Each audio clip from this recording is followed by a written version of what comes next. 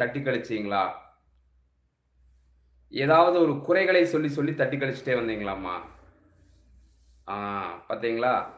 பதில் வந்துருச்சு பார்த்தீங்களா? ம். இப்படி இருந்தா எப்படிம்மா திருமணம் நடக்கும்? சொல்லுங்க பார்க்கலாம். இப்படி தட்டி கழிச்சுட்டே வரலாங்களா?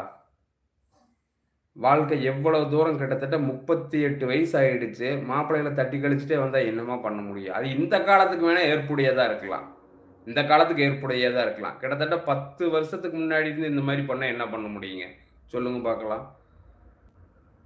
1, 2, 3, 4 ம். என்னம்மா இந்த மாரி செய்யலாமா? சொல்லுங்க பார்க்கலாம்.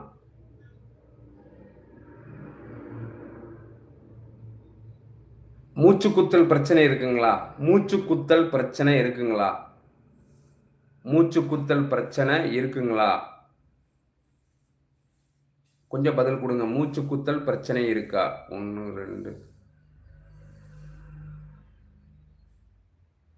ஆமா. வரன் அதான் பாருங்க. வரன் சரியா அமையல அப்படிங்கிறத விட, நீங்க அதிகமா சரியா எல்லாத்துலயுமே ஒரு விஷயத்த புரிஞ்சுக்குங்க.